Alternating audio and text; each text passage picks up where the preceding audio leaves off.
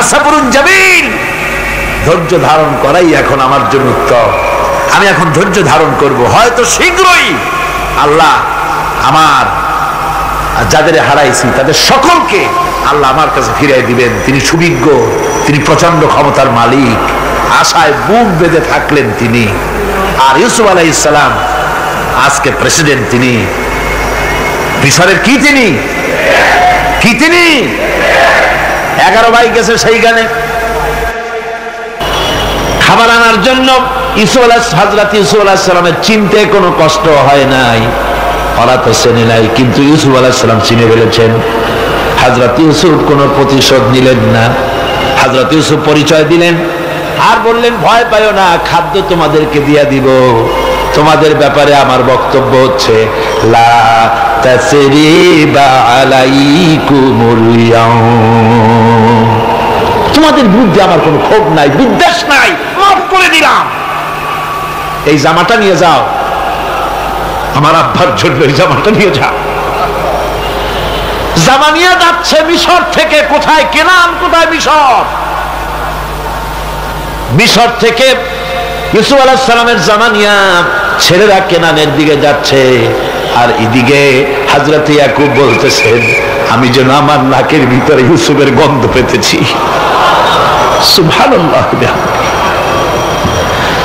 জামা চলে এলো, চোখের উপরে তিনি রাখলেন, আল্লাহ চোখ ভালো করে দিলেন। সুবহানাল্লাহ।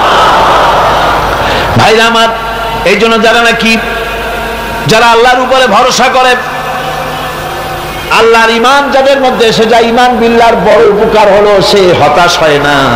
যত বড় বিপদ হোক হতাশ হয় না। দেখেন ইউসুফ আলাইহিস সালামকে কেমন করে জুলাইখা ঘেরাও করে ফেলে দিয়েছে। দরজা বন্ধ, তালা বন্ধ, জানালা বন্ধ, সিটকানি মারা, খিল মারা, তালা দেওয়া, বেরোবার কোনো পথ নাই, চতুর্দিকে নগ্ন চিত্র। এবার জুলাইখার প্রবৃত্তিকে চরিতার্থ করতে হবে, খারাপ কাজ করতে হবে, বেরোবার পথ নাই। হযরত ইউসুফ আলাইহিস সালাম তিনি জানেন দরজা সব বন্ধ, পালাবার পথ নাই, কিন্তু আল্লাহ রাব্বুল আলামিনকে তিনি ভয় করলেন। যুবক মানুষ, আল্লাহ রাব্বুল আলামিনকে ভয় করলেন। রব্বুল আলামিনকে ভয় করে তিনি তালাবদ্ধ দরজার দিকে দৌড় মারলেন। রব্বুল আলামিন আপন কুদরতে সবগুলি দরজা খুলে দিলেন। ওয়া মান ইয়াত্তাকিল্লাহা ইয়াজআল লাহু মাখরাজা, যে ব্যক্তি আমারে ভয় করে, আমার পথে চলতে চায়, আমি রাস্তা খুলে দেই। সুবহানাল্লাহ বিহামদিহি। সুতরাং ঈমানে বুক বাঁধো, জওয়ানেরা, তরুণেরা, হতাশ হওয়ার কোনো কারণ নাই, আশায় বুক বেঁধে থাকো। আপনারা বলেন, এই পৃথিবীতে ইউনূস আলাইহিস সালাম যে বিপদে পড়ছিলেন, এর চাইতে বড় বিপদ পৃথিবীতে কিছু হতে পারে? আপনাদের চিন্তা বুঝি পারে? এই দিকের লোকেরা কথাই কয় না মুখে। কি বলেন, পারে? এত বড় বিপদ চিন্তাও করা যায়। কোরআনে কারীমের মধ্যে আল্লাহ রাব্বুল আলামিন বলেন, ওয়াযান্নুন ইয যাহাবা মুগাদিবান ফাযান্না আন লান নাকদিরা আলাইহি। ইউনূস আলাইহিস সালামকে যখন মাছে গিলে ফেলে দিল, মাছ এবার পানির অতল তলদেশে চলে গেছে। মাছের পেটের ভিতরে দরজা নাই, জানালা নাই, ছিদ্র নাই, পালাবার কোনো পথ নাই। আছে? আছে। ফানাদা ফিল যুলুমাতি আন লা ইলাহা ইল্লা আনতা সুবহানাকা ইন্নী কুনতু মিনাজ জালিমিন। জানেন নাই দোয়া?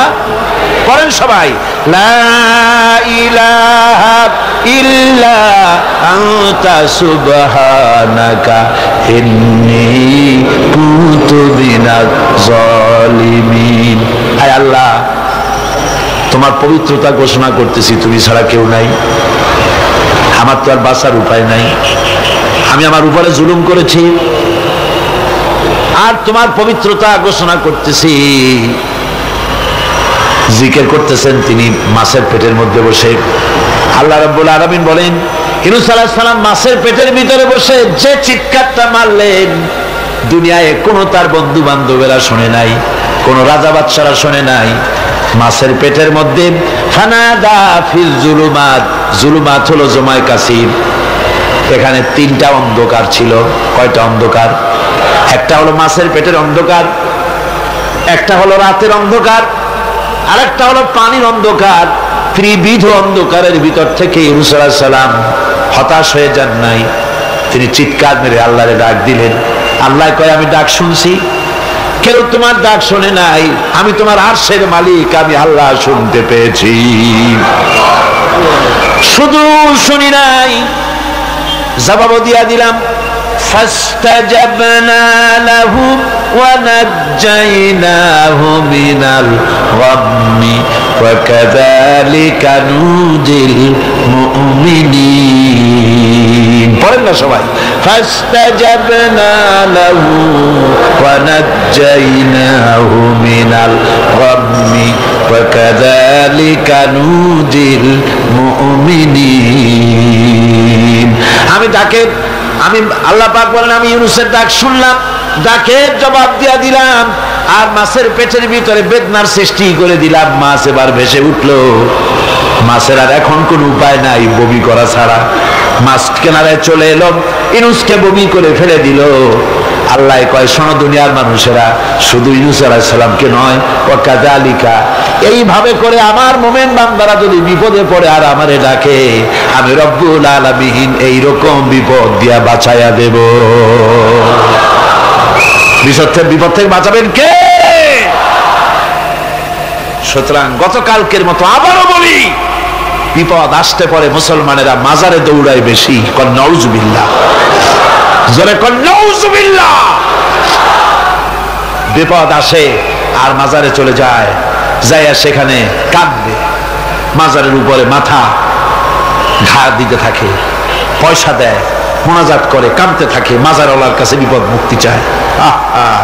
নাউজুবিল্লাহ পড়ে, আবারও কন নাউজুবিল্লাহ। বিশ্বাস করুন আমার ভাইরা, বিশ্বাস করুন, আল্লাহর কোরআন আমার হাতে। মাজারওয়ালার কাছে কামলে পড়ে, ওই মাজারে যিনি শুয়ে আছেন, আল্লাহর কসম তার কোন ক্ষমতা নাই আপনাকে বিপদ থেকে বাঁচাতে পারে। আছে ক্ষমতা? জোরে বলেন আছে? বিপদ থেকে বাঁচাবে কে? কে বাঁচাবে? আপনারা টাকা দেন, আর ওই টাকাগুলি ওইখানে মাজারে বৈশা জনমের খাওয়া খায় মাজারের পাহারাদার এক শ্রেণীর পান্ডারা। টাকাগুলা মাথায় দেখবেন মাজার কেন্দ্র করে লাল লাল চাদর গায়, তারপরে চট, মাথায় জট, দাড়িতে জট, দাড়িতে জট, আর মোষ। হাইরে মোষ! 6টা টর্চ লাইট দিয়েও যদি আপনি খোঁজেন মুখ তালাশ করে পাবেন না, এত মোষ। সমানে গাঁজা খায় আপনার পয়সা দিয়ে, ধর্মের নামের ব্যবসা করে। যাই দেখেন মাজারগুলো, প্রত্যেকটা মাজারে 5টা 10টা লোক বসা আছে, ঘাট ধরে বের করে দাও। আর বাবা মাজারে বসে আছো কেন? মসজিদে যাও। কোথায় যাবে? কোথায় যাবে? মসজিদে। আল্লাহর থামো, আল্লাহর ওলিদের মাজার ঘেরাও করে রেখে দাও, যত্ন করে রেখে দাও। গরু, ছাগল, ভেড়া, হাবিজাবি কিছু যেন যেতে না পারে, যত্ন করে রাখো, সম্মান দিয়ে রাখো। কিন্তু তোমার ওখানে পাহারা দিতে বলছে কে? তুমি ওখানে বসে থাকো কেন? গুড় যেখানে, পিঁপড়া সেখানে। পয়সা দেওয়া বন্ধ করে একটারও পাবেন না ওখানে, ঠিক কিনা? কর সব ধান্দাবাজ, পয়সার লোভে ওখানে বসে থাকে, গাঁজা খায়, মদ খায়, নামাজ পড়ে না। আর আপনার টাকা দিয়া খোঁজ নিয়ে দেখেন মাজারের মুতল্লি যত আছে সব বাসের মালিক, ট্রাকের মালিক, কোটি কোটি টাকার ব্যবসা করে। সুতরাং এগুলি ছাড়েন, এ ধান্দাবাজি বন্ধ করুন। মাজারের সাথে কোনো সম্পর্ক নাই, মুসলমানের সম্পর্ক কেবল মসজিদের সাথে। কিসের সাথে? মসজিদের সাথে সম্পর্ক করে। আমার বন্ধুগণ, বিপদ আসলে পরে কবরের কাছে যাওয়া নয়, বিপদ আসতে পরে মসজিদে যান, 2 রাকাত কাজায়ে হাজাতের নামাজ পড়েন। রাসূলুল্লাহ পড়েছেন, কাজায়ে হাজাতের নামাজ পড়েন, সিজদায় পড়ে গিয়ে আল্লাহর কাছে কাঁদেন, আপনার বিপদ আল্লাহ রব্বুল আলামিন দূর করে দিবেন। আরে এমন আল্লাহরে থুইয়া কি যে বলবো, মানুষের যে কি হইছে। আমি সিলেটে দেখেছি শাহজালাল রহমতুল্লাহ আলাইহি, আল্লাহর ওলি, শাহ আমানত আল্লাহর ওলি, শাহ মাখদুম আল্লাহর ওলি। এই ওলিরা কোনদিন বলে যায় নাই যে আমার মাজারে পাহারা দিয়ে তোমরা টাকা আদায় করো, বলছে কেউ? শাহজালাল রহমতুল্লাহ আলাইহির মিশন কি ছিল, আর এই পাগলেরা করে কি? হযরত শাহজালালের তরবারি আজও আছে, আমি তরবারি দেখেছি, দোধারি তরবারি হাতে নিয়ে এসেছেন। এক হাতে ছিল তরবারি, আর এক হাতে ছিল আল্লাহর কোরআন। যখন সিলেটে ঢুকলেন, গৌর গোবিন্দ তার সব তিনি আজান দেওয়ালেন। আজান শোনা মাত্র মূর্তিগুলো কাঁপতে লাগলো। গৌর গোবিন্দের কলজার গলার কাছে চলে আসছে, জিজ্ঞেস করছে ব্যাপারটা কি, এরকম হচ্ছে কেন?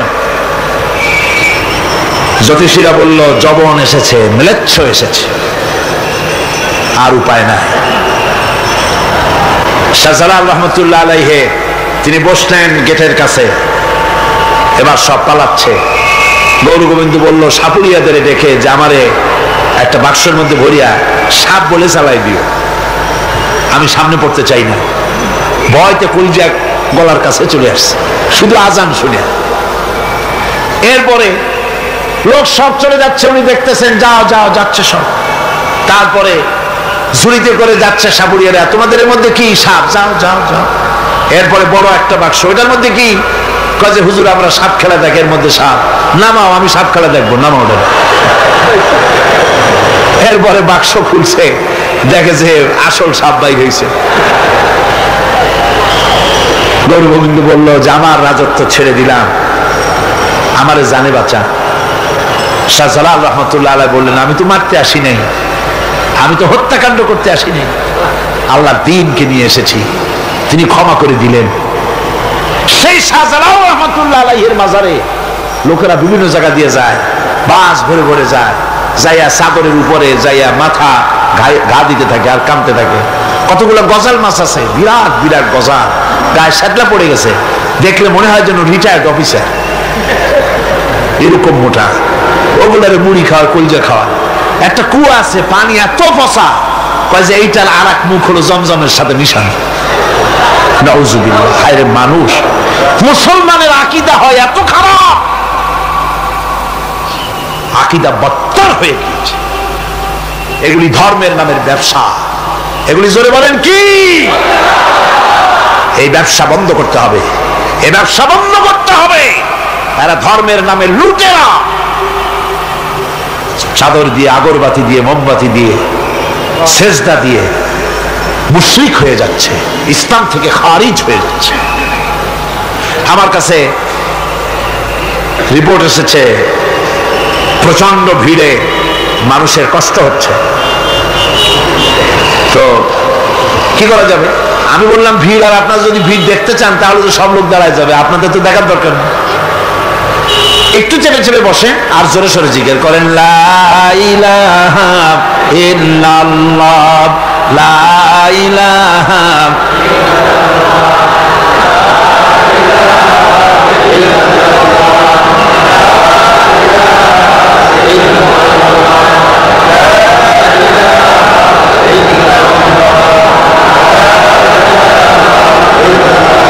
আপনি কিন্তু বসেই এগোতে পারতেন, দাঁড়ালে পরে ডিস্টার্ব হয়, হাঁটলে পরে ডিস্টার্ব হয়। নিজের কপালটারে খারাপ করেন না, এত সুন্দর আল্লাহর কথা শোনা থেকে নিজেকে মাহরুম করতে চেষ্টা করেন না।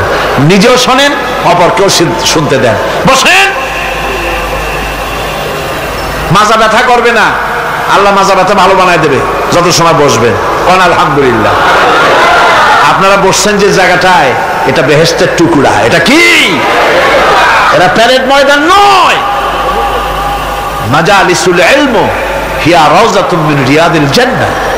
হযরত আলী বলেছেন যেখানে ইলম চর্চা হয়, কোরআন আলোচনা হয়, হাদিস আলোচনা হয়, সেটা কোনো সাধারণ জায়গা না, সেটা জান্নাতের টুকরা হয়ে যায়। যেরকম সুবহানাল্লাহ। কাজী বেহেশত থেকে শয়তানের জন্য বাইর করিয়া না দেয়, সতর্ক থাকেন। শয়তান কি চায় যে আপনি সারাক্ষণ শোনেন? কি কোন চায়?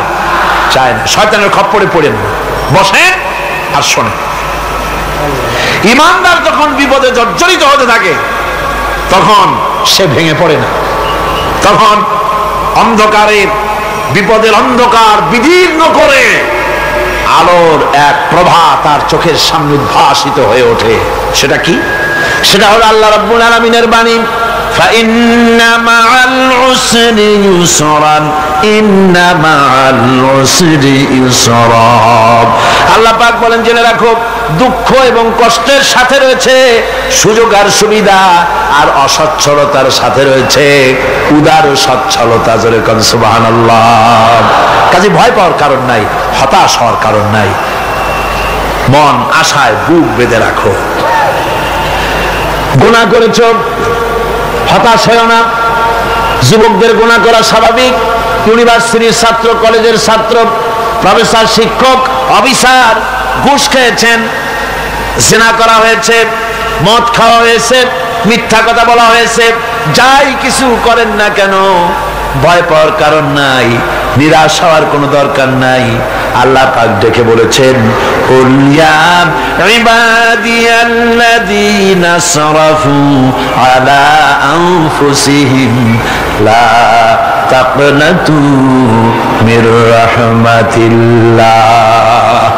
আরে আমার আল্লাহর মতো এত ভালো আর কেউ আছে? এত দরদ আর কারো আছে? আমার আল্লাহ বলেন, ও নবী আপনি শুনায় দেন,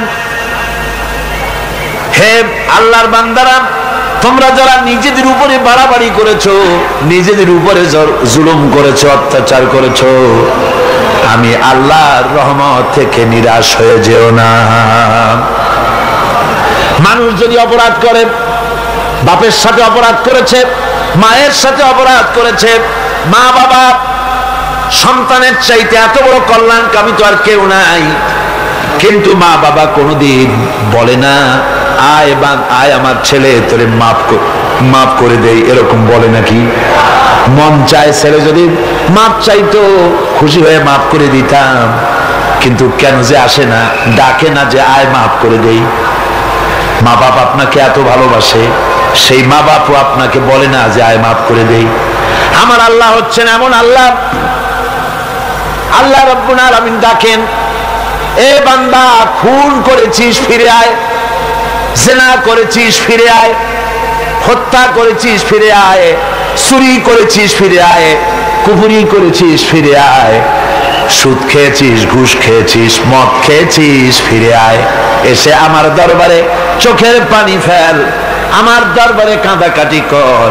ইন্নাল্লাহা ইয়াগফিরুয যুনুবা জামিআ ইন্নাহু হুয়াল গফুরুর রহিম। আমার দরবারে চোখের পানি ফেলে কান, আমি রব্বুল আলামিন জিন্দেগীর গুনাহ মাফ করে দেব। সুবহানাল্লাহ কোন, সুবহানাল্লাহ কোন। আমার কাছে কান, চোখের পানি ফেল। আল্লাহ রাব্বুল আলামিনের কাছে বান্দার দুইটা ফোঁটা বেশি প্রিয়। একটা হলো জিহাদের ময়দানে যে রক্ত ফোঁটা দেওয়া হয়, এটা আল্লাহর কাছে প্রিয়। আর আল্লাহর ভয়তে গুনার জন্য লজ্জা করে, অনুশোচনা করে বান্দা যখন চোখের পানি ছেড়ে দেয়, আল্লাহর কাছে এটা অত্যন্ত প্রিয়। নবীজি বলেছেন, বান্দা যখন গুনার ভয়তে, আল্লাহর ভয়তে, জাহান্নামের ভয়তে অনুশোচনা করে যখন চোখ দিয়া পানি ছেড়ে দেয়, ওই চোখের পানি নাকের অর্ধেক আসতে না আসতে আল্লাহ রাব্বুল আলামিন বান্দারে মাফ করে দেন। আল্লাহ বরদাস্ত করতে পারেন না যে বান্দা কান্দু। আমার ভাইরা, আল্লাহ রহমত এই পৃথিবীতে, আল্লাহ রহমতকে 100 ভাগ করা হয়েছে। আল্লাহ রহমতের কত ভাগ? এই 100 ভাগের 1 ভাগ সারা পৃথিবীতে ছড়াই দেওয়া হয়েছে। আর 99 ভাগ কার কাছে? আল্লাহর কাছে। একটা ভাগ দুনিয়া ছড়ানো হয়েছে আদম আলাইহিস সালাম থেকে নিয়ে এই পর্যন্ত, এখান থেকে নিয়ে কিয়ামত পর্যন্ত পৃথিবীতে যত মানুষ আসবে, যত প্রাণী আসবে, তাদের মধ্যে প্রাণী জগতেও গাভী তার বাছুরকে ভালোবাসে ঠিক কিনা, হাতি তার বাচ্চাকে ভালোবাসে ঠিক কিনা, মুরগি তার বাচ্চাকে ভালোবাসে কিনা, প্রত্যেক মাই তার সন্তানকে ভালোবাসে মানুষের মতো। এই ভালোবাসা, এই স্নেহ, এই মমতা, এই করুণা, এই মহব্বত একটা ভাগ দুনিয়ায় দেওয়ার পর আপনি আর আমি যতটুকুন ভাগে পেয়েছি, সেই মহব্বতে, স্ত্রীর মহব্বতে অস্থির, মায়ের মহব্বতে অস্থির, সন্তানের মহব্বতে অস্থির। এখন চিন্তা করেন, একটা ভাগ সারা পৃথিবীতে বিতরণ করার পর যেটুক পেয়েছি, তাতে যদি এত মহব্বত হয়, তাহলে এর 99 ভাগ মহব্বত যে আল্লাহর কাছে জমা আছে, এই বান্দার জন্য তার কত মহব্বত, এই বান্দার জন্য কত করুণতা, কত মহব্বত, কত দয়াতা। এজন্য আল্লাহ রাব্বুল আলামিন বলেছেন, নাব্বি ইবাদি আন্নী আনাল গফুরুর রহিম। ও আমার নবী, সুসংবাদ দিয়ে দাও, বান্দাদেরকে শোনায় দাও যে আমি আল্লাহ তাআলা ক্ষমাশীল আর দয়াবান। হুজুর কাঁদতেছিলেন, হযরত ওমর রাদিয়াল্লাহু তাআলা আনহু এসে দেখেন হুজুর একা কাঁদতেছে। হুজুর জিজ্ঞেস করছেন, হযরত ওমর জিজ্ঞেস করলেন, হুজুর আপনি কাঁদেন কেন একা একা? হযরত ওমর বলেন, আমি যখন প্রশ্ন করলাম, নবীজি বললেন, আমার কাছে কিছু আগে জিবরাইল এসেছিলেন। জিবরাইল এসে আমাকে বললেন, আল্লাহ পাক বলেছেন, হে আমার নবী, ইসলামের ভিতরে থেকে যে সমস্ত মানুষগুলো ইসলামের ভিতরে থেকে চুল আর দাড়ি পাকায় দিছে, কিয়ামতের দিন এই লোকগুলারে আমি শাস্তি দিতে আমার শরম হবে। হযরত ওমর বলেন, হুজুর উম্মতের জন্য কত বড় খুশ খবর এটা, আর আপনি কাঁদতেছেন। হুজুর বলেন, ওমর তুমি জানো না, আমার কান্নার কারণ ভিন্ন। আমার কান্নার কারণ হলো যে আল্লাহ রাব্বুল আলামিন কিয়ামতের দিন দাড়ি চুল পাকা বান্দারে শাস্তি দিতে শরম করবেন। সেই দাড়ি চুল পাকা বান্দাগুলি আল্লাহর সাথে নাফরমানি করতে শরম করে না। আমি এই লজ্জায় কাঁদতেছি। ভাইরা, হুজুর আল্লাহ পাক বলেন, ও আমার নবী, রাতের আধারে যখন একটা বুড়া আমার দরবারে হাত উঁচু করে, একটা বুড়া মানুষ রাতের আধারে যখন আমার দরবারে হাত উঁচু করে, আর যখন বলতে থাকে, রব্বুল আলামিন, আমার পেছনের জীবনটা বড় খারাপ করেছি, এমন কোন কাজ জীবনে করি নাই যা তোমার কাছে কিছু দাবি করতে পারি, সব রকমের নাফরমানি করেছি, আজ আমি বুড়া হয়ে গেছি, কামাই করতে পারি না, ছেলে আমাকে চোখে দেখতে পারে না, পুত্রবধূ আমাকে ঘরে জায়গা দেয় না, আমার স্ত্রী আমাকে দেখতে পারে না, রোজগার করতে পারি না, হাঁটতে পারি না, চলতে পারি না, সবার কাছে আমি তিতা হয়ে গেছি, আমি দাঁড়াতে পারি না, কোমরে ব্যথা পাই, হাঁটুতে ব্যথা পাই, চলতে পারি না, কানে শুনতে পাই না, চোখে দেখতে পারি না, আর তোমার কাছে কিছু চাইয়া নেব এমন ভালো কাজও করি নাই। এইভাবে যখন বান্দা কাঁদতে থাকে আমার দরবারে, ও আমার হাবিব আমার রহমতের দরিয়ায় জোশ মেরে যায়, আমার শরম হয় এই বুড়াটারে কেমনে খালি হাতে ফিরাইয়া দেই। সুবহানাল্লাহ, সুবহানাল্লাহ। আমার আল্লাহর এত দয়া, আমার আল্লাহর এত মায়া, এত মহব্বত। আমার আল্লাহ রাব্বুল আলামিন বলেন, وَإِذَا سَأَلَكَ عِبَادِي عَنِّي فَإِنِّي قَرِيبٌ। আমার হাবিব, আমার বান্দা আমার ব্যাপারে প্রশ্ন করে, আমি বান্দার একদম নিকটে। কোরআন শরীফের ভিতরে যত জায়গায় রাসূলকে বলা হয়েছে সুয়ালের কথা, আপনাকে প্রশ্ন করা হয়, আল্লাহ তার জবাব কুল এই কথা বলে জবাব দিয়েছেন। যত জায়গায় সুয়াল এসেছে, যেমন কোরআনে কারীমের মধ্যে আল্লাহ পাক বলেন, ওয়ায়াসআলুনাকা আনিল মাহিদ, মেয়েদের হায়েজ সম্পর্কে জিজ্ঞাসা করা হয়, কুল হিয়া আযা, হে নবী আপনি বলুন। এভাবে করে কুল দিয়ে জবাব দেওয়া হচ্ছে। আবার প্রশ্ন করা হচ্ছে, ওয়ায়াসআলুনাকা আনিল আনফাল, এই গনিমতের মাল সম্পর্কে হুজুর আপনাকে, হে নবী আপনাকে প্রশ্ন করা হয়। আল্লাহ কুল দিয়া জবাব দিলেন। আল্লাহ বলেন আপনি বলেন। ওয়ায়াসআলুনাকা আনিল খামরি ওয়াল মাইসির। আল্লাহ পাক বলেন নবী আপনারে প্রশ্ন করা হয় কুল ফীহিমা ইসমুন কাবীর, আল্লাহ কুল দিয়া বললেন তুমি বলো। আবার বলা হলো ওয়ায়াসআলুনাকা আনিল আহিল্লা কুল হিয়া মাওয়াকিতু লিন্নাস। ও নবী আপনাকে প্রশ্ন করা হয় চাঁদের ক্রমবর্ধমান এবং ক্রমহ্রাস, এই যে বাড়ে আর কমে, পূর্ণিমা হয় অমাবস্যা হয়, কেন হয়? আপনি বলুন কুল, আপনি বলেন এটা আমি অক্ত এবং সময়, বছর আর দিন গণনা করার জন্য পৃথিবীবাসীদের জন্য বিনা পয়সায় একটা ক্যালেন্ডার বানাইয়া আকাশে ঝুলাই রেখেছি। এভাবে যত জায়গায় এসেছে আপনাকে প্রশ্ন করা হয় তত জায়গায় আল্লাহ জবাব দিয়েছেন কুল, আপনি বলেন। গোটা কোরআন শরীফের ভিতরে এই একটি মাত্র জায়গা যেখানে বলা হয়েছে আপনাকে প্রশ্ন করা হয়, আল্লাহ এখানে বলতে পারতেন কুল, আপনি বলেন, আল্লাহ তোমাদের নিকটবর্তী, এভাবে জবাব হয় নাই। এটা কায়দাটা হলো এই, আল্লাহ বলতেছেন ওয়াইজা সালাকা ইবাদি, ও আমার নবী প্রশ্ন তো আমার বান্দারা আমার ব্যাপারে করেছে, এবার আপনার জবাবের কোনো দরকার নাই, প্রশ্ন আমার ব্যাপারে, আমি নিজে জবাব দিয়ে দেই ফা ইন্নী কারীব। ও বান্দা আমার ব্যাপারে প্রশ্ন করেছিস, জবাব আমি দেই, আমি তোর সবচাইতে বেশি নিকটে। সুবহানাল্লাহ, কত নিকটে? ওয়া নাহানু আকরাবু ইলাইহি মিন হাবলিল ওয়ারিদ।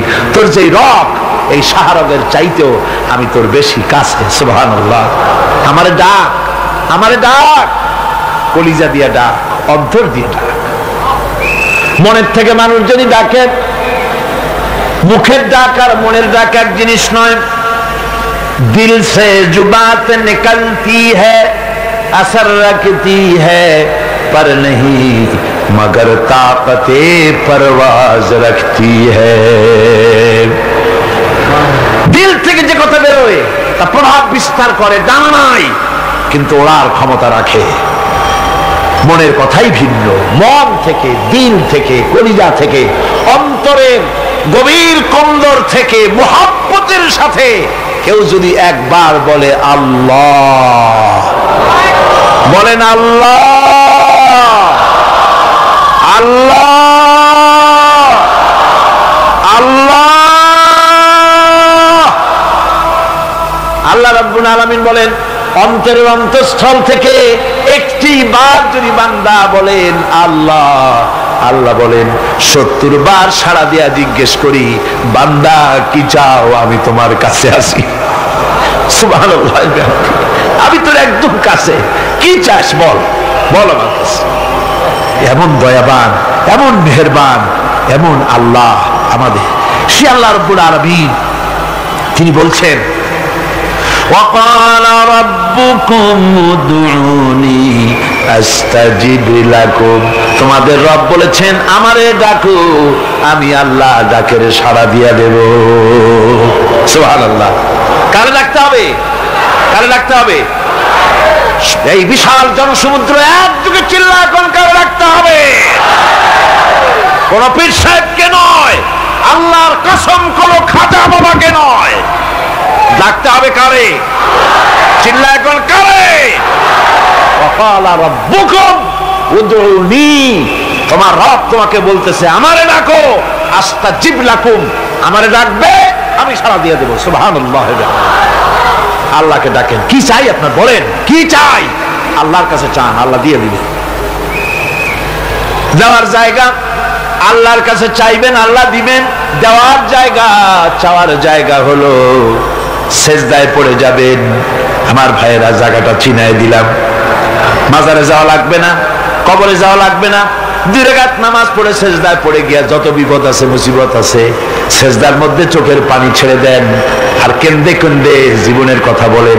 আল্লাহ রাব্বুল আলামিন আপনার আওয়াজ শুনবেন আর দোয়া কবুল করে নিবেন। কাঁদতে হবে আল্লাহর কাছে। কার কাছে? আল্লাহর কাছে। সুম্মা ইস্তাগফিরুল্লাহ, আর এরপরে সে যদি আমি আল্লাহর কাছে ক্ষমা চাই, ইয়াজিদিল্লাহ গফুরার রহিমা, সে আমি আল্লাহকে গফুর এবং রহিম হিসাবে পাবে। সুবহানাল্লাহ। আল্লাহকে গফুর এবং রহিম হিসাবে পাওয়া যাবে। সব আল্লাহকে বলতে হবে, গুনাহ মাফ চাইতে হবে। এই জন্য হুজুর সাল্লাল্লাহু আলাইহি ওয়াসাল্লাম দৈনিক 100 বার তওবা করতেন। কোন হাদিসে আছে 70 বার, কোন হাদিসে আছে 100 বার তওবা করতেন। নামাজের পরে তো প্রত্যেক নামাজেই পড়তেন হুজুর, সালাম ফিরাতেন আর সাথে সাথে বলতেন আল্লাহু আকবার, আস্তাগফিরুল্লাহ, আস্তাগফিরুল্লাহ, আস্তাগফিরুল্লাহ। মনে থাকবে আপনাদের? মনে থাকবে? সালাম ফিরাইয়া কি বলবেন? না, সালাম ফিরাবার সাথে সাথে বলবেন আল্লাহু আকবার, তারপরে পড়বেন আস্তাগফিরুল্লাহ, আস্তাগফিরুল্লাহ, আস্তাগফিরুল্লাহ। তওবা করবেন, আল্লাহর কাছে সবসময় গুনাহ মাফ চাইতে থাকবেন, বিনীত থাকবেন। আল্লাহকে পাওয়া যাবে, তাকে রহিম হিসেবে পাওয়া যাবে। সুতরাং ঈমান বিল্লাহ, আল্লাহর প্রতি ঈমান আনলে পরে চতুর্থ নম্বরের যে উপকারটা হবে সেটা হলো হতাশায় ভুগবে না, নিরাশায় ভুগবে না, আশায় বুক বেঁধে উঠবে, ঈমান মজবুত হবে, আল্লাহর কাছে মানুষ বিনয়ী হয়ে যাবে। এবার পঞ্চম নম্বরের উপকার আমি বলছিলাম, ঈমান বিল্লাহ, আল্লাহর প্রতি ঈমান আনলে পরে অসংখ্য উপকার হয়, অসংখ্য বৈশিষ্ট্য আছে। এর 6টা উপকারের কথা আমি বলবো। কয়টা? অসংখ্য উপকারের ভিতরে প্রধান 6টি উপকারের কথা বলবো। এর বললাম কয়টা? 4টে বলছি। এবার বলো পঞ্চম উপকারের কথা। আল্লাহর প্রতি আপনি পূর্ব পশ্চিমে কতবার মুখ ঘোরালেন, এটাই কিন্তু আপনার আসল সৎ কাজ নয়। আসল সৎ কাজ হলো আল্লাহর প্রতি ঈমান আনা। এই ঈমানের ব্যাপারে 3টা দিন আমরা পার করে দিলাম, এখনো কথা শেষ হয় নাই। আল্লাহর প্রতি ঈমান আনলে পরে যে উপকারটা হবে পঞ্চম নম্বরে, সেটা হলো কঠোর এবং কঠিন বিপদের ভিতরে বান্দার ভিতরে অবিচলতা এবং ধৈর্যের সৃষ্টি হয়ে যাবে। আলহামদুলিল্লাহ। কঠিন বিপদ মুসিবত আসলে পরে সে অবিচল থাকবে। সারা দুনিয়ার বিপদ আপদ, শত্রুতা, দুঃখ, কষ্ট, মুসিবত, জুলুম, নির্যাতন সবকিছু পাহাড়ের মতো উঁচু হয়ে তাকে ঘিরে ফেলবে, কিন্তু তাকে এক চুলও নাড়াতে পারবে না। আলহামদুলিল্লাহ। সারা পৃথিবী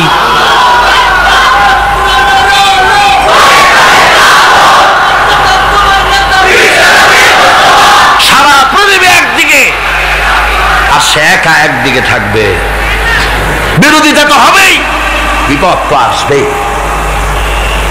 কবি বলতেছেন, সাথে জাকা রহা হ্যায় अज़ल से ता इमरोज, सतेजा का रहा है अज़ल से ता इमरोज, चरागे मुस्तफावी से शरारे बुलहबीस। সে আবহমান কাল থেকে শুরু করে মুস্তাফা সাল্লাল্লাহু আলাইহি ওয়াসাল্লামের দীপ শিখার সাথে আবু জাহেল, আবু লাহাবের অগ্নিস্ফুলিঙ্গের টক্কর লেগেই আছে। রাসূলুল্লাহ আল্লাহর দেওয়া এই বিধান, এই দ্বীনের বাতিটা টিম টিম করে জ্বলেছে। আর গোরকি, টর্নেডো, হাজার হাজার মাইল বেগে হেরিকেন এসেছে, গোরকি এসেছে, টর্নেডো এসেছে, টাইফুন এসেছে, কিন্তু এই আলো নিবাইতে পারে নাই। সুবহানাল্লাহ। এই আলো নিবাতে পারে নাই। এই শত্রুতা চিরকালের, নিবাতে পারবে না। কারণ হচ্ছে আল্লাহ রাব্বুল আলামিন বলেছেন, ইউরিদুনা লিয়ুতফিউ নূরাল্লাহি বিআফওয়াহিহিম ওয়াল্লাহু মুতিম্মু নূরিহি ওয়ালাউ কারিহাল কাফিরুন। ওরা চায় মুখের ফু দিয়ে আমার আলোকে নিভিয়ে দেবে, কিন্তু আমি আমার আলোকে পূর্ণতা দান করব, তাতে কাফের বেঈমানদের কলজায় যত জ্বালা যন্ত্রণা হোক আমার দ্বীন কেউ মিটাই দিতে পারবে না। সুবহানাল্লাহ।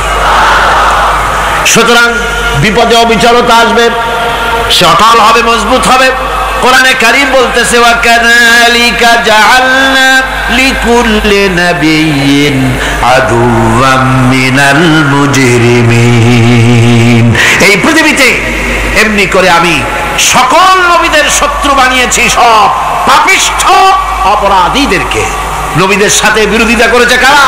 পাপিষ্ঠরা, অপরাধীরা।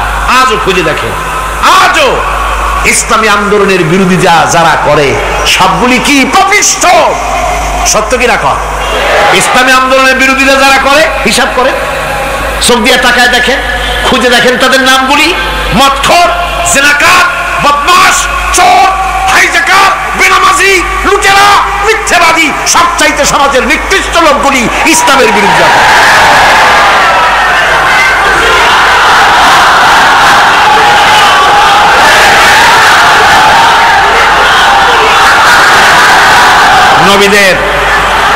নবীদের শত্রু আল্লাহ বলেন সব যুগে নবীদের সাথে শত্রুতা করেছে পাপিষ্ঠরা। আল্লাহর কথা, কার কথা? সকল যুগে নবীদের সাথে শত্রুতা করেছে পাপিষ্ঠরা, নিকৃষ্ট ধরনের অপরাধীরা।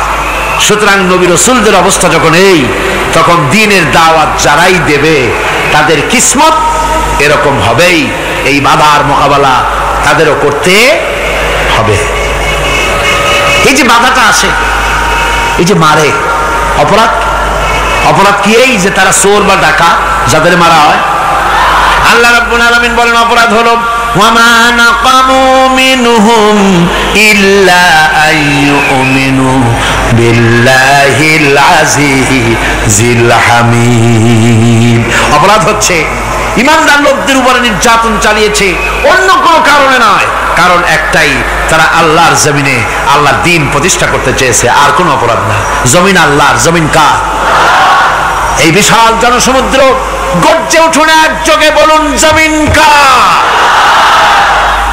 আইন চলবে কার? এখানেই সংঘর্ষ বেঁধেছে আবহমান কাল ধরে। মানুষ অত্যাচারিত হয়েছে, সাহাবায়ে কেরাম অত্যাচারিত হয়েছেন। বুখারী শরীফের হাদিসে এসেছে রাসূল করিম সাল্লাল্লাহু আলাইহি ওয়াসাল্লামের কাছে হযরতে খাব্বাব গিয়ে উপস্থিত হয়েছিলেন।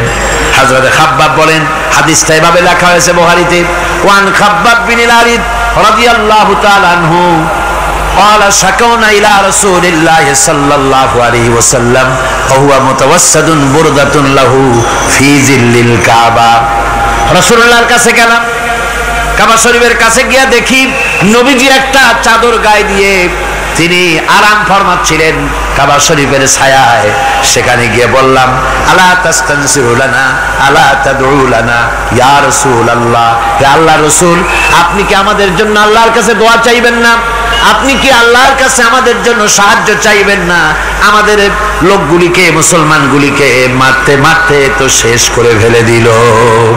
তারা আমাদের সুমাইয়াকে মারলো, আমাদের খাব্বাবকে উটের সাথে পায়ের দড়ি লাগায় টানলো, আমাদের খোবায়েবকে তারা আগুনের উপরে চিৎ করে শোয়ায় রাখলো, না খায় রাখতেছে, মারতেছে। কষ্টে তো শেষ হয়ে গেলাম। হুজুর, আপনি কি আমাদের জন্য দোয়া করবেন না? হাদিস শরীফে এসেছে নবীজি উঠে বসলেন সোজা হয়ে। নবীজি বলেন, ও আমার সাহাবী, ও খাব্বাব, শোনো, তোমাদের আগে এই পৃথিবীতে যারা দ্বীনের দাওয়াত দিতে এসেছিলেন তাদেরকে সমকালীন রাষ্ট্রশক্তি, সমাজ শক্তি তাদেরকে ধরত। ফায়ুখাজুর রাজুল, তাদেরকে তারা ধরত। ফায়ুহফারু লাহু ফিল আরদ, আর তার জন্য জমিনের ভিতরে কবর বানাইতো। ওই কবর ফায়ুজালু ফিহা, ওই কবরের ভিতরে তাকে কোমর পর্যন্ত গেড়ে দিত। সুম্মা ইউতা বিল মানশার, এরপরে করাত আনতো। ফায়ুদাউ আলা রাসিহি, এরপরে ওই করাত তার মাথার উপরে রাখতো। ফায়ুজালু নিসফাইন, এরপরে করাত দিয়া চিরে জীবিত মানুষটারে দ্বিখণ্ডিত করে ফেলে দিত। মা ইয়াসুদ্দুহু যালিকা আন দীনিহি। ও আমার খাব্বাব, এত কষ্ট দেওয়ার পরেও সেই যুগের কোন মুসলমানকে, দ্বীনের দায়ীদেরকে আল্লাহর দ্বীন থেকে এক চুলো তারা সরাই দিতে পারে নাই, এক চুলো সরাতে পারে নাই। ওয়াল্লাহি, ও খাব্বাব, আমি আমার আল্লাহর নামে কসম করে বলছি, লা ইউতাম্মান্নাল্লাহু হাযাল আমরা হাত্তা ইয়াসিরা আর-রাকিবু মিন সানা ইলা হাযরামাউত। আমি কসম করে বলি, আল্লাহ রাব্বুল আলামিনের এই সানা থেকে হাজারামাউত পর্যন্ত লোকেরা যাতায়াত করবে, সুন্দরী রমণীরা গমন করবে, সদাগরেরা যাতায়াত করবে, টাকা নিয়া পয়সা নিয়া যাতায়াত করবে। তাদের মনের মধ্যে লুটের ভয়, টাকার ভয়, চুরির ভয়, ডাকাতির ভয়, জেনার ভয়, হত্যার ভয়, ধর্ষণের ভয়, কোনো ভয় থাকবে না। লা ইয়াখাফু ইল্লাল্লাহ, আল্লাহ ছাড়া কোনো ভয় থাকবে না। এমন একটা সমাজ, এমন একটা সময় আসবে, ওয়ালাকিন্নাকুম তাস্তাজিলুন, অথচ খুব তাড়াহুড়ো তোমরা করতেছো। তাড়াহুড়ো করো না, সময় আসবে ইনশাআল্লাহ। আমার ভাইয়েরা, আমার বন্ধুগণ, কঠিন বিপদে অবিচলতা এবং ধৈর্যের দৃষ্টান্ত রেখে গেছেন আম্বিয়া আলাইহিমুস সালাম। সুবহানাল্লাহ। কঠিন বিপদে অবিচলতা, দৃঢ়তা, ধৈর্য কারে বলে, তার দৃষ্টান্ত কারা রেখেছেন? আম্বিয়া আলাইহিমুস সালাম। ওনারাই আমাদের আদর্শ, নবীরাই আদর্শ। সাহাবায়ে কেরাম রিদওয়ানুল্লাহ তাআলা আলাইহিম আজমাইন আমাদের আদর্শ। ভাইরা আমার, মুসা আলাইহিস সালামকে ফেরাউন যখন ঘিরে ফেলে দিল, কোরআনের সব কথা গল্প গুজবার ইতিহাসের জন্য লেখা হয় নাই। কোরআনের মধ্যে যা লেখা হয়েছে সব বান্দাদের উপদেশের জন্য, যাতে করে লোকেরা চিরটা কাল এর থেকে উপদেশ নিয়ে নিজেদের তৈরি করতে পারে। জোরে বলেন সুবহানাল্লাহ। মুসা আলাইহিস সালামের কথা আল্লাহ বলেন, ফেরাউন তাকে ঘিরে ফেলে দিল, পালাবার রাস্তা নাই। ফালাম্মা তারাআল জামআন ক্বালা আসহাবু মূসা ইন্না লামুদরাকুন। মুসা আলাইহিস সালামের উম্মতেরা বললেন, হে মুসা, পাকড়া হয়ে গেছি, পালাবার রাস্তা নাই। তিন দিক থেকে আমাদেরকে ঘেরাও করেছে ফেরাউনের শক্তি। সামনে কি? দরিয়া, আর তিন দিকে কি? ঘেরাও আন্দোলন। পালাবার পথ নাই, পালাবার পথ নাই। সারাশি আক্রমণ, ঘেরাও আন্দোলন। এই যে ঘেরাওটা তো আজকে নতুন নাই, ঘেরাও আসছে অনেক আগের থেকে। আসলে কথা বুঝতে পেরেছে? মাইক না থাকলে আমি কি করবো কোন? আজকে এরকম হচ্ছে কেন? আগামীকাল ঠিক হবে ইনশাআল্লাহ, রাগ করেন না। গান হচ্ছে, বসেন বসেন। শয়তান ঢুকছে মাইকের মধ্যে। অনেক সময় হয় কি, মাইকের হাই পাওয়ারের যে মেশিন আছে, এর ভিতরে ইথার থেকে রেডিওর ওই গানগুলি ওর মধ্যে ঢুকে পড়ে। কথা বুঝতে পেরেছে? এই জন্য শয়তান তো আর বসে থাকে না, ওরও তো কিছু করার আছে। ধৈর্য ধরেন, ধৈর্য ধরেন। কালকে অপারেটরদেরকে মাওলানা শামসুদ্দিন সাহেবের কাছে অনুরোধ করবো, অপারেটর একটু ভালো করে হেদায়েত করে দেবেন। মাইকে আজকে আমার নিজেরও কষ্ট হচ্ছে, আমিও বুঝতে পারছি না যে আমার কথাগুলি কি আওয়াজে বেরোচ্ছে, যার জন্য আমাকে বেশি চিল্লাইতে হচ্ছে। বক্তাকে কি লাউডে তার কথা বেরোচ্ছে তা তার কানে আসতে হয়, তাহলে বোঝা যায় যে আমার কথাগুলি কিভাবে বেরোচ্ছে। এটা এই অবস্থায় সিচুয়েশন আজকে নাই, এবং লোকেরাও মাইকের ব্যাপারে আজকে অভিযোগ করেছে, যা বিগত 16 বছরে করে নাই। সেটের ব্যাপারে কোথাও কোনো অসুবিধা হয়েছে? মাইকটা ভালো, এবং মাইক যারা দেন প্রতি বছর খেদমত করে, আল্লাহ তাদের প্রতি রহম করুন। সবাই বলেন আমিন। এদেরকে রাগ করে পথে পাই আবার মারধর করেন না। সিলেটের যে তাফসির মাহফিল হয়, বিগত 19 বছর তাফসির করেছি একটানা, এবার 20 বছর পুরো হবে ইনশাআল্লাহ। সিলেটে একটানা 20 বছর তাফসির করতেছি সেখানে। তো মাইক, একটা লোক বিনা পয়সা মাইক দেয়, মাইকের ভাড়া সে নেয় না। তাফসিরের মাহফিলের মাইকের ভাড়া নেয় না। যে বছর এরশাদ সরকার আমাকে প্লেন থেকে নামতে দিল না, আপনাদের মনে আছে? সিলেট থেকে ফিরাই দিল। এই খবরটা মাইকম্যান যখন শুনেছে যে আমাকে নামতে দেয় নাই, ফিরাই দেওয়া হয়েছে, সাথে সাথে স্ট্রোক করেছে, হার্ট ফেল করে দুনিয়া থেকে বিদায় হয়ে গিয়েছে। সিলেটে তাফসির হতে পারবে না, এই কথা সে বরদাস্ত করতে পারে না। আমি কেঁদেছি আর দোয়া করেছি, আল্লাহ, কোরআনের মহব্বতের লোকটার এই অবস্থা হলো, তোমার জান্নাত তুমি দয়া করে তাকে দান করে দিও। কাজে কোনো ব্যবসায়ী চায় না যে তার ব্যবসাটা খারাপ হোক, লোকেরা মন্দ বলুক। এই মাইকের ব্যাপারে আপনারা আজকে রাগারাগ করেন না, যা হয়েছে কালকে ভালো হবে ইনশাআল্লাহ। সবাই বলেন ইনশাআল্লাহ। এখন চলেন আমরা ফেরাউনের অবস্থা দেখি গিয়া কি করতেছে ফেরাউন। মুসা আলাইহিস সালামকে ঘেরাও করে ফেলেছে, পালাবার উপায় নাই। একদিকে দরিয়া, তিন দিকে ফেরাউনের শক্তি। এই যে ঘেরাও টেরাও মানে নতুন তো না, ধর্মঘট নতুন না, এ পুরানা জিনিস। এই পৃথিবীতে সর্বপ্রথম ধর্মঘট কিসের উপরে হয়েছে জানেন? এই পৃথিবীর প্রথম ধর্মঘট হয়েছে পেঁয়াজ রসুন আর ডাইলের উপরে, মুসা আলাইহিস সালামের জামানায়। লান নাসবিরা আলা তাআমিন ওয়াহিদ, আমরা এক রকমের খাদ্য আর খাবো না, আমাদের পেঁয়াজ দেওয়া লাগবে, ডাল দেওয়া লাগবে, রসুন দেওয়া লাগবে। সর্বপ্রথম ধর্মঘট হয় মুসা আলাইহিস সালামের জামানায়, সেখান থেকে শুরু হয়েছে। কিন্তু মশাল মিছিল যে আসলো কই থেকে, এইটা আমি খুঁজে পাইনি। পরে প্রত্যেকটা জিনিসের ইতিহাস আছে, আমি খুঁজতে খুঁজতে পেলাম। আমি জানি না এর ইতিহাস মূলে কোথায়, কিন্তু আমি যতদূর খুঁজে পাইছি সেটা হলো মশাল মিছিলের আবিষ্কার হয়েছে লঙ্কায় রাবণের সময়। হনুমানের লেজে আগুন দিয়া তারপরে লঙ্কা কাণ্ড ঘষালো, নামই আছে লঙ্কা কাণ্ড। হনুমানেরা লেজে আগুন দিয়ে রাবণ যে লঙ্কায় মশাল মিছিল করেছিল হনুমানদের দিয়া, ওই হনুমানের ওই সিস্টেমটা এখনো আমাদের দেশে চালু আছে। এইটা আসলে কোন ভদ্রলোকের এই মিছিল হওয়া উচিত না। আগুন নিয়ে কিসের মিছিল? আগুন হলো জাহান্নামের প্রতীক। আগুন কিসের প্রতীক? জাহান্নামের প্রতীক। যদিও আমাদের উপকারে লাগে, কাজে লাগে। সুতরাং আমরা যা করব, প্রত্যেকটা জিনিসের পেছনে সুন্নতে নববীর কোনো না কিছু থাকতে হবে। কথা বুঝতে পেরেছেন? তিন দিক থেকে ঘেরাও হয়ে গেছে, পালাবার কোনো রাস্তা। হযরতে মুসা আলাইহিস সালামের কাছে উম্মতরা বললেন, পালাবার তো কোনো পথ নাই, এখন উপায়টা কি? আমাদের তো আর উপায় নাই।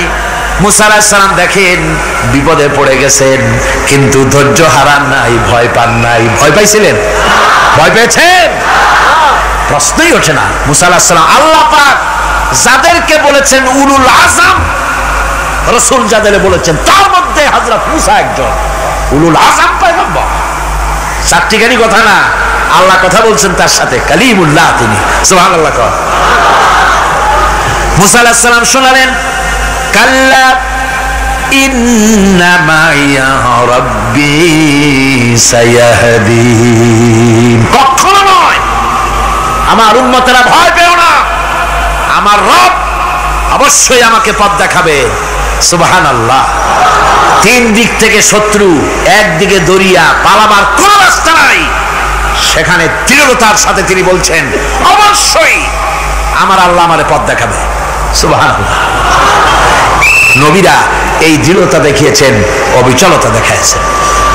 আল্লাহ পাক মুসা আলাইহিস সালাম যখন এই দৃঢ়তা দেখালেন, এই অবিচলতা দেখালেন, সঙ্গে সঙ্গে জিবরাইল এসে হাজির হয়ে গেলেন।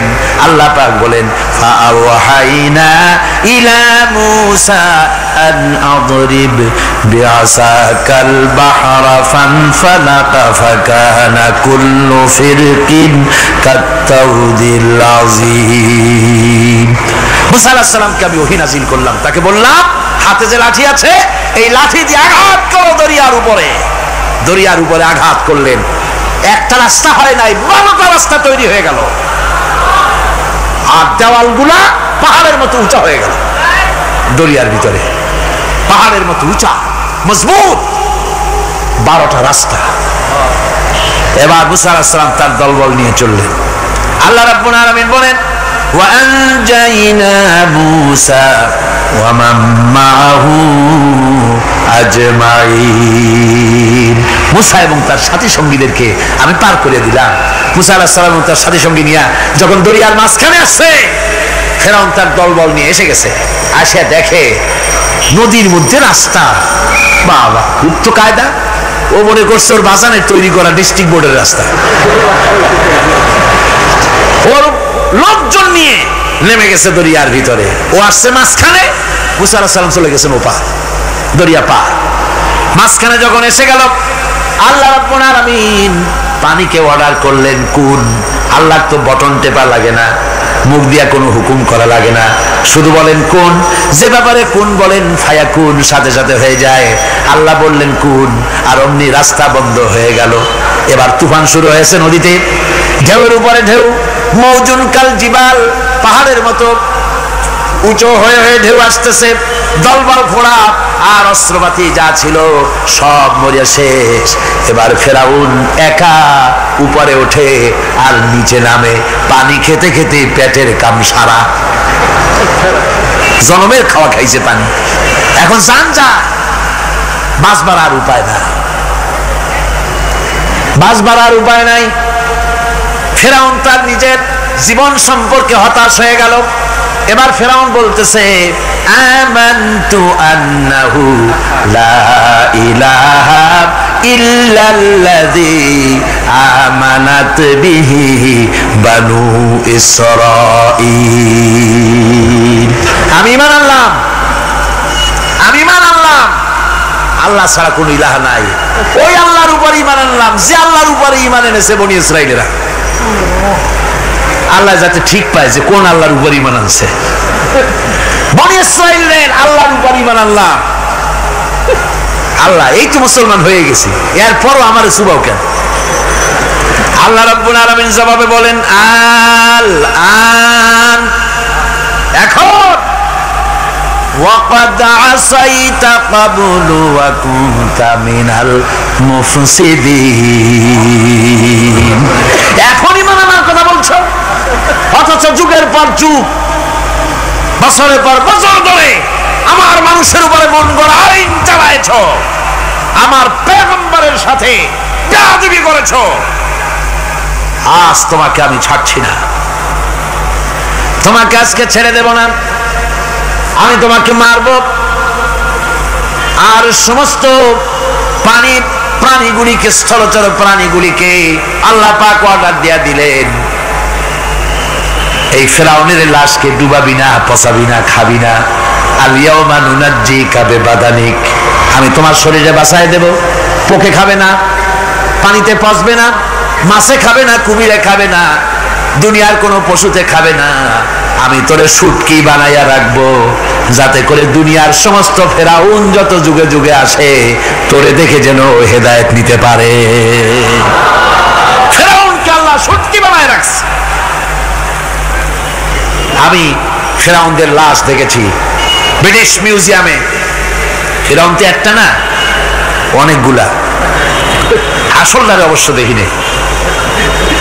ব্রিটিশ মিউজিয়ামে ওই ফেরাউনগুলার লাশ যখন অসুবিধা হয়, মমিগুলি, তখন ইংল্যান্ডে নিয়ে যায় চিকিৎসা করাবার জন্য।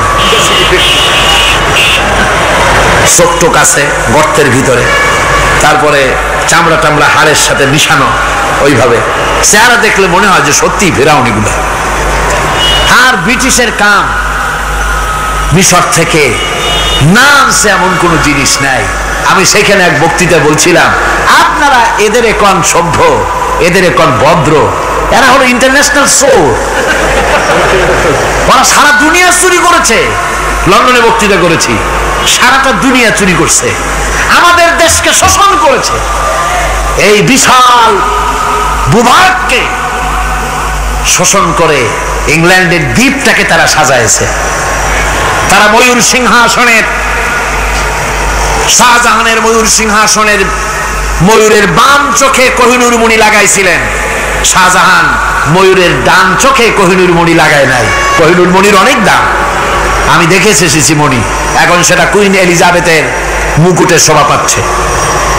সেই মণি এমনি বলে প্রবাদে ৭ রাজার ধন এক মাণিক্য, বলেন এরকম, অনেক দাম। শাহজাহান দেখালেন, আমি মুসলমান, আমার কাছে এটার দাম নাই, এই জন্য ময়ূরের ডান চোখে লাগালাম না, বাম চোখে লাগাই দিলাম। এইটারে চুরি করছে। তারপরে মিশর থেকে, মিশরের মমি চুরি করেছে, জুতা চুরি করছে, ছাতি চুরি করছে, পিসা চুরি করেছে। আমি বললাম, এগুলা কি ভদ্রলোক নাকি? এরা জুতা চোর, পিসা চোর, লাঠি চোর, সব চুরি করছে। যাই দেখেন ব্রিটিশ মিউজিয়ামের মধ্যে সব দুনিয়ার চুরি করা জিনিস নিয়ে তারা মানুষকে দেখাইয়া পয়সা উপার্জন করছে। টিপু সুলতানের তরবারিটা পর্যন্ত চুরি করেছে। আজ পর্যন্ত ব্রিটিশ মিউজিয়ামে টিপু সুলতানের তরবারিটা আছে, আমি তরবারিটা দেখে এসেছি। আমার বন্ধুগণ, বলতেছিলাম যে পৃথিবীতে আল্লাহ রাব্বুল আলামিন নবীরা তাদের চরিত্র দিয়ে বিপদের মোকাবেলা করে, দুনিয়ার সামনে কঠিন বিপদের মোকাবেলা করে অবিচলতা, দৃঢ়তা দেখায় গেছেন যে কেমন করে এই পৃথিবীতে বিপদের সামনে মোকাবেলা করতে হয়। ধৈর্য ধরতে হবে। বিপদ আসবে পাহাড় সমান হয়ে, আপনাকে ধৈর্য ধারণ করতে হবে সেভাবে বুক বেঁধে, যেহেতু এটা যদি বিশ্বাস হয় যে আমার কিসমতে যা আছে তার থেকে বেশি কিছু হবে না, তাহলেই আপনার ধৈর্য আসবে, ভয় পাবেন না। কথা ঠিক কিনা কন? এবারে হযরত হুদ আলাইহিস সালাম সম্পর্কে আল্লাহ রাব্বুল আলামিন বলেন, হযরতে হুদকে যখন ষড়যন্ত্র হলো কাফির বেঈমানেরা তাকে মেরে ফেলার জন্য যখন সরকারি ষড়যন্ত্রে লিপ্ত হয়ে গেল, হযরতে হুদ সমাজের এই চ্যালেঞ্জের মোকাবেলা করলেন। হযরত হুদ বলেন, ফাকিদুনি জামিআন সুম্মা লা তুনজিরুন ইন্নী তাওয়াক্কালতু আলাল্লাহি রাব্বি ওয়া রাব্বিকুম। আমি তোমরা তোমাদের ষড়যন্ত্র আমার বিরুদ্ধে যত পারো আমার বিরুদ্ধে ষড়যন্ত্র চালাও, এতটুকুন আমার অবকাশ দিও না। আমি এমন আল্লাহর উপরে ভরসা করেছি যার হাতের ভিতরে তোমাদেরও জান আর আমারও জান। যা পারো তাই করো। সরকার সমস্ত শক্তি একত্রিত হয়ে আমার মোকাবেলা করো। একদিকে হুদ আলাইহিস সালাম, আর একদিকে গোটা জাতি। হযরত হুদ ভয় পায় নাই। সুবহানাল্লাহ কোন? ঈমান বিল্লাহ মানুষের কলিজাকে এভাবে শক্ত করে দেয়। কোন আলহামদুলিল্লাহ। এবারে এই বিপদের, কঠিন বিপদের মোকাবেলা করে আমার রাসূল যে প্রমাণ দিয়া গেলেন, আমার রাসূল যে কঠিন বিপদের মোকাবেলা করলেন, ভাইয়ের আমার, হিজরতের রাতে সওর পাহাড়ের ভিতরে যখন তিনি আশ্রয় নিলেন, হযরতে আবু বকরের সাথে ছিলেন। হযরতে আবু বকর রাদিয়াল্লাহু তাআলা আনহু বলেন, হুজুর আপনি দাঁড়ান, এটা তো পাহাড়িয়া গুহা, গুহার ভিতরে সাপ থাকতে পারে, বিচ্ছু থাকতে পারে, আমি আগে ঢুকি, বিপদ যদি হয় আমার উপর থেকে হয়ে যাক। গুহার ভিতরে নেমে গুহা সাফ করলেন। এরপরে হুজুরকে ডাকলেন, হুজুর তাশরীফ নিলেন গুহার ভিতরে। এরপরে হুজুর বললেন, আবু বকর পাহাড়ে হেঁটে হেঁটে 2-3টা পাহাড় পাড়ি দিয়া যাওয়া লাগে সূর পাহাড়ে। মদিনার সোজা রাস্তা হুজুর ধরেন নাই, মেসফালার পথ দিয়া জাবালে কেদোয়ার উপর দিয়া 3টা পাহাড় পাড়ি দিয়া তারপরে হুজুর গেলেন সূর পাহাড়ে। গুহার ভিতরে হুজুর তাশরীফ নিলেন। বললেন, আবু বকর তুমি বসো, তোমার উরুর উপরে মাথা রেখে আমি একটু আরাম করি। হযরতে আবু বকর বসলেন, হুজুর তার উরুর উপরে মাথা রেখে ঘুমায় গেলেন। আর এরপরে কাফির বেঈমানেরা তালাশ করতে করতে কাফেররা এসে গেল পায়ের চিহ্ন দেখে দেখে গর্তের কাছে। হযরত আবু বকর ভয়তে কেঁদে ফেললেন, আহারে আর তো উপায় নাই, এবার তো ধরা পড়ে গেছি, এবার নবীজিকে মেরে ফেলে দেবে। নবীর মহব্বতে, নিজের মহব্বতে নয়, নবীর মহব্বতে কাঁদতেছিলেন। হুজুর বলেন, হুজুরের ঘুম ভেঙে গেল। বলো, আবু বকর কাঁদো কেন? ছেলের কথা, মেয়ের কথা, বিবির কথা, বাড়ির কথা মনে পড়লো নাকি? হযরত আবু বকর বলেন, ইয়া রাসূলুল্লাহ, আল্লাহর কসম করে বলি, যেদিন ঈমান এনেছি এই কলিজার ভিতরে মা বাপ, স্ত্রী, পুত্র, পরিজন, এমনকি আমার নিজের জীবনের চাইতে আপনারে বেশি ভালোবাসি।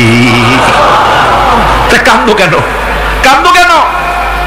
হযরত আবু বকর বলেন, হুজুর ধরা পড়ে গেছি, কাফেররা এসে গেছে গর্তের কাছে, তাকালি আমাদের দেখতে পাবে, আমরা তো মাইনরিটি, ওরা তো মেজরিটি, আমরা তো ধরে মারি ফেলাই দেবে, আপনাকে মেরে ফেলে দেবে, এই জন্য কাঁদি।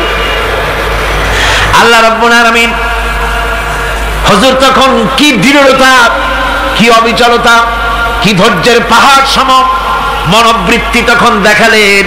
আল্লাহ কোরআন শরীফে চিরকাল যাতে মানুষেরা হেদায়েত নিতে পারে সেজন্য হুজুরের কথা উঠায় দিলেন কোরআনে। আল্লাহ পাক বলেন, ইযহুমা ফিল গার ইয ইয়াকুলু লিসাহিবিহি লা তাহজান ইন্নাল্লাহা মা'না। ও বন্ধু, ভয় পেও না, আল্লাহ আমাদের সাথে আছেন। সুবহানাল্লাহ। আল্লাহ আমাদের সাথে আছেন। আমরা মাইনরিটি নই, আমরাই মেজরিটি। আল্লাহ আছে আমার সাথে, ভয় পাওয়ার কোনো কারণ নাই। সুবহানাল্লাহ। আল্লাহ পাক বলেন, فأنزلallahu sakinatahu alayhi wa ayyadahu bijunudin lam tarawha। আমি এদের অন্তরের ভিতরে আমি শান্তি নাজিল করে দিলাম, প্রশান্তি দিয়া দিলাম, আর আমি সাহায্য করলাম, আর এমন সব সৈন্য পাঠায় দিলাম যে সৈন্যগুলি তোমরা দেখতে পাও নাই। সুবহানাল্লাহ ওয়া বিহামদিহি। ভাইরা আমার, রাসূল করিম সাল্লাল্লাহু আলাইহি সাল্লাম এই বিপদের মাঝে, চরম বিপদের মাঝে অবিচলতা, দৃঢ়তা, কঠিন আত্মনির্ভরতা দেখিয়েছেন। এগুলি হলো ইমানের পঞ্চম নম্বরের উপকারিতা। আল্লাহর প্রতি ইমান আনলে এভাবে পাহাড় সম ইমান মজবুত হয়ে যায়। জেলের পরোয়া করি না, ফাঁসির পরোয়া করি না, শহীদ হওয়ার পরোয়া করি না, মেরে ফেলে দেবে, উড়ায় দেবে, হত্যা করবে, পরোয়া করি না। পরোয়া করি কেবলমাত্র কাকে? জোরে বলেন কারে? এইরকম মুসলমান হাজার হাজার লাখ লাখ দরকার নাই, 313 জন যথেষ্ট। কয়জন যথেষ্ট? 313 জন যথেষ্ট। বদরে যারা জান দিয়ে মাল দিয়ে দিনকে প্রতিষ্ঠিত করেছিলেন, এরকম 313 জনই যথেষ্ট ছিল। এই দৃঢ়তা, এই অবিচলতা, এই ঈমান, এই ধৈর্য শিক্ষা দেয়, এই উপকার করে ঈমান বিল্লাহ। আল্লাহর প্রতি ঈমান আনলে এভাবে পাহাড়ের মতো শক্ত হয়ে যায় কলিজা। কোন আলহামদুলিল্লাহ। আমার বন্ধুগণ, এবার আমি বলবো সর্বশেষ উপকারের কথাটা বলি, মোনাজাত ছেড়ে দেব। কয়টার কথা বলছিলাম? উপকার 6টা উপকারের কথা বলেছি। অনেকগুলি বৈশিষ্ট্য, অনেকগুলি উপকারের মধ্যে আল্লাহর প্রতি ঈমানের 6টা উপকারের কথা 5টা বলা হয়ে গেছে। এবার 6ষ্ঠ নম্বর এবং শেষ নম্বর, এটা হচ্ছে আল্লাহর প্রতি ঈমান আনলে পরে তার দ্বারা সবচাইতে বেশি ফায়দা পায় সমাজ এবং রাষ্ট্র। কোন আলহামদুলিল্লাহ, কোন আলহামদুলিল্লাহ। আল্লাহর প্রতি ঈমানের দ্বারা নৈতিক সংশোধন হয় এবং রাষ্ট্র আর সমাজ সবচাইতে বেশি উপকৃত হয়। কারণ হলো ঈমানদার ব্যক্তি আল্লাহর প্রতি যে ঈমান এনেছে, তার মনের মধ্যে ধারণা এটা হয়, আমার কোনো কাজ তো গোপন থাকে না। ইন্নাল্লাহা লা ইয়াখফা আলাইহি শাইউন ফিল আরদি ওয়ালা ফিস সামা। আল্লাহর কাছে গোপন বলতে কিছু নাই, আকাশেও নাই, জমিনেও নাই, কোনো কিছু গোপন নাই। সুতরাং আমি যা করি সব আল্লাহ দেখেন এবং শোনেন। এমনকি মানুষ যে কল্পনা করে, সে কল্পনাও আল্লাহ টের পায় না, নাকি? টের পায় কিনা? ওয়াইন তুবদু মিন আনফুসিকুম আও তুখফুহু ইউহাসিবুকুম বিহিল্লাহ। মনের ভিতরে যে কল্পনা করো, আল্লাহ পাক বলেন এই কল্পনারও হিসাব আমি রব্বুল আলামিন তোমার কাছ থেকে নেব। ফায়ুআযযিবু মান ইয়াশাউ, যারে খুশি শাস্তি দেব, আর যারে খুশি আমি মাফ করে দেব। জোরে বলেন সুবহানাল্লাহ।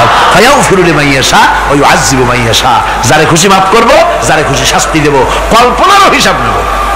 এই কথা মুমিনের যদি জানা থাকে, তাহলে আর তার কোনো চিন্তা থাকে না, তার নৈতিক চরিত্র ভালো হয়ে যায়। কোন সুবহানাল্লাহ। আমার বন্ধুগণ, ঈমানদার লোক, আল্লাহর প্রতি ঈমান আসলে পরে সমাজ উপকৃত হয়, রাষ্ট্র উপকৃত হয়ে যায়। যেহেতু বান্দা জানে আমি দায়িত্বহীন কোনো কথা বলতে পারবো না, দায়িত্বহীন কোনো কাজ করতে পারবো না। আল্লাহ পাক বলেছেন, মা ইয়ালফিযু মিন কাউলিন ইল্লা লাদাইহি রাকীবুন আতীদ। বান্দা এমন কোনো কথা বলে না যে কথা আমার ফেরেশতারা রেকর্ড করে না রাখে। কাজেই মুমিন ব্যক্তি আল্লাহর ভয়তে দায়িত্বহীন কথা বলবে না। নির্বাচন আসতে পরে রাস্তা সোনা দিয়ে বান্দায় দেব, এই করব সেই করব, না খাইয়া কেউ মরবেন না। আসে না নির্বাচনের সময় সেরাগালি বদনারা মঞ্চে দাঁড়িয়ে কত বড় বক্তৃতা করে, ভাইয়ের আমার, বোনের আমার, এবার আমার বোতল মার্কা বাক্স, আপনারা আমাকে ভোট দিয়ে দেশ এবং জাতির আরেকবার 12:30 বাজাইবার সুযোগ দিন। এবার ক্ষমতায় গেলে কেউ না খাইয়া মরবেন না, কিন্তু কি খাইয়া মরবে তাও বলেন। এর মানে হতে অর্থ হচ্ছে এই, ওরা যদি ক্ষমতায় যেতে পারে তাহলে বিষ খাইয়া হোক, গুলি খাইয়া হোক, কিছু না কিছু খেয়ে মরতে হবে। একেবারে খালি পেটে মরলে গ্যাস্ট্রিক হওয়ার সম্ভাবনা আছে। ঈমান বিল্লাহ যদি না থাকে, আল্লাহর ভয় যদি না থাকে, তাহলে দায়িত্বহীন কথা বলে। আর আল্লাহর ভয় যদি থাকে, তাহলে নৈতিকতার সংশোধন হয়ে যায়। দায়িত্বপূর্ণ কথা বলে মানুষকে ফাঁকি দেয় না। আমার বন্ধুগণ, আল্লাহ রাব্বুল আলামিন তার বান্দা যারা আল্লাহকে ভয় করে, সেই ভয় করা বান্দাগুলির মনের মধ্যে এই চিন্তা এসে যায়, আমি যেখানে থাকি না কেন আল্লাহ আমাকে দেখতেছেন, শুনতেছেন। রাতে হোক দিনে হোক যেখানে আছি আল্লাহ আমারে দেখতেছেন। আল্লাহ পাক বলতেছেন, ওয়া হুয়া মাআহুম ইয ইউবাইতুনা মা লা ইয়ারদা মিনাল কওলি ওয়া কানা আল্লাহু বিমা ইয়ামালুনা মুহীতা। আল্লাহ পাক বলেন, আমি তো আমার বান্দার নিকটে তখনও থাকি যখন সে গোপনে গোপনে রাতের বেলায় আমার মর্জির খেলাফ পরামর্শ করে। আমার মর্জির খেলাফ পরামর্শ করতেছে রাত্রে, আমি তো তখনও কাছে থাকি, ওটা আমি শুনি। ইমাম যদি আসে তাহলে এই সব কাজ থেকে সে বিরত থাকে। সে যদি কম হয় সেখানেও আল্লাহ, বেশিও যদি হয় সেখানেও আল্লাহ। এমন কোন জায়গা আছে নাকি চিটাগংয়ে যেখানে আপনি একটা আকাম করবেন আর আল্লাহ টের পাবে না? কোন আছে নাকি? আচ্ছা, চট্টগ্রামে না থাকুক, বাংলাদেশের কোন জায়গা আছে নাকি? পার্বত্য চট্টগ্রামে যত পাহাড় আছে, উঁচু নিচে জায়গা আছে, ওই জায়গায় বোধহয় আছে নাকি? সারা পৃথিবীতে আছে কোথাও? আল্লাহকে ফাঁকি দেওয়ার জায়গা কোথাও? সব স্পষ্ট। আল্লাহ কি ঘুমায় নাকি? ঘুমায়? তার কাছে দিনও যায় রাতও তাই। সমানে তিনি দেখতে পান, শুনতে পান, সবকিছু দেখতে পান, সবকিছু শুনতে পান। তাকে ফাঁকি দেওয়ার কোনো উপায় নাই। এই জন্য ৬ষ্ঠ নম্বরের উপকার যেটা হয় সেটা হলো সমাজ উপকৃত হয় ওই মানুষ দিয়ে যার মধ্যে ঈমান আছে। হযরত ওমর রাদিয়াল্লাহু তাআলা আনহু রাতের আধারে শেষ রাত্রে ঘুরতেছিলেন, দেখেন এক বাড়িতে কথা হচ্ছে, কথাবার্তার আওয়াজ পাওয়া যায়। মনে করলেন কোনো অসুখ বিসুখ নাকি। ঘরে গিয়ে কান পাচ্ছেন দেওয়ালের সাথে, শুনতে পাচ্ছেন ভিতরে বুড়ি মা তার মেয়েকে বলছে, এই মেয়ে ওঠ, উটের দুধ দোয়াই নিয়ে আসছি, এর মধ্যে পানি মিশা, তারপর সকালে বাজারে নিয়ে যা। মেয়ে বলছে, মা এই কামটা আমি পারবো না। কেন পারবি না? হযরত ওমর ফরমান জারি করেছেন, দুধে পানি মিশাতে নিষেধ করেছেন, কাজে এই কাজটা আমি পারবো না। আরে বেটি, আমিরুল মুমিনিন দেখ এখন কোথায় যায়, ঘুমায় আছে। সে কি দেখতেছে নাকি যে পানি মিশাই না কি মিশাই? মেয়ে বলতেছে, না, আমিরুল মুমিনিনকে ফাঁকি দেওয়া যেতে পারে, তার পুলিশ বাহিনীকে ফাঁকি দেওয়া যেতে পারে, কিন্তু আল্লাহ রাব্বুল আলামিনের চোখকে ফাঁকি দেওয়া যাবে না। হযরত ওমর এই কথা শুনে বাড়ি চলে গেলেন আর নিজের ছেলেকে ডেকে বললেন, ছেলে আমার, অমুক জায়গায় একটা বাড়ি আছে, সেখানে একটা যুবতী মেয়ে আছে, ওই মেয়েটার বিয়ে হয়েছে কিনা শোনো, যদি বিবাহ না হয়ে থাকে তুমি তোমার নিজের বিয়ের প্রস্তাব দাও। আমিরুল মুমিনিন এই মেয়েটা সুন্দরী কেমন, স্বাস্থ্য কেমন কিছুই দেখলেন না, দেখলেন তাকওয়া। কি দেখলেন? আল্লাহর ভয়। আল্লাহর ভয় যখন একটা জাতির মধ্যে আসে, পুলিশ লাগে না, পুলিশের কাজ কমে যায়। পুলিশ তো পাহারা দিতে দিতে অস্থির হয়ে যায়, সারা রাত দিন সমানে কষ্ট করতে হয় তাদের। অধ্যাপক মুফিজুর রহমান সাহেব কালকে যে কথাটা বলছিলেন, আসামি পুলিশেরা কত কষ্ট করে জানবাজি করে আসামি ধরে, আর টেলিফোন আসে, হ্যালো কে, চিটাগংয়ের এসপি নাকি? বলে, হ্যাঁ। কারে ধরছো? ধরছি তো বল্টু মিয়ারে। ছাড়ো মিয়া, বল্টু আমার দলের লোকটা তুমি ঠিক পাও নাই, তোমার নাক টাইট দিয়ে দেবে। বল্টুরিও ছাড়ো আর তার বন্দুকও ছাড়ো, ঠিক কিনা? আমার ভাইয়েরা, সুতরাং ঈমান যদি এসে যায় জাতির মধ্যে, পুলিশের দরকার হবে না, পুলিশ দরকার হবে কিন্তু তাদের ডিউটি কমে যাবে। আসামিরা আর অন্যায় কাজ কম করবে। রাসূলুল্লাহ যখন প্রেসিডেন্ট হয়েছিলেন, একজন মহিলা জিনা করেছিল, হাদিস শরীফে এসেছে, ওই মেয়ে লোকটাকে জিনা করতে কেউ দেখে নাই। জিনা করার পর তার মধ্যে অনুভূতি জাগলো, এমন পাপ করেছি, এখন তো আমার জাহান্নাম ছাড়া উপায় নাই। মেয়ে লোকটি রাসূলুল্লাহর কাছে এসে গেলেন, এসে বললেন, হুজুর আমি তো জিনা করেছি, আমারে শাস্তি দেন। হুজুর মুখ ডান দিকে ফিরালেন, মেয়ে লোকটা ডান দিকে এলো, বললো জেনা করেছি শাস্তি দেন। হুজুর বাম দিকে ফিরলেন, মেয়ে লোকটা বাম দিকে এসে বললো জেনা করেছি শাস্তি দেন। মেয়ে লোকটা কিন্তু জানে জেনার শাস্তি সহজ ব্যাপার নাই, পাথর মেরে উড়িয়ে দেওয়া, মৃত্যুদণ্ড জানা আছে তার। এরপরে মেয়ে লোকটা চিন্তা করেছে দুনিয়ায় পাথর খেয়ে মরবো, কিন্তু তবুও জাহান্নামের কঠিন আগুন সহ্য করতে পারবো না। রাসূলুল্লাহ বললেন, ও মেয়ে লোক, তুমি কি জিনা কর্তৃক গর্ভবতী হয়েছো নাকি? মেয়ে লোকটা বলল, হুজুর আমি গর্ভবতী হয়েছি। হুজুর বললেন, তুমি অপরাধ করেছো, তোমার গর্ভস্থিত সন্তান তো কোনো অপরাধ করে নাই, সুতরাং শাস্তি এখন দেওয়া যাবে না, ডেলিভারি হোক তারপরে শাস্তি দেব। মেয়ে লোকটা চলে গেলেন।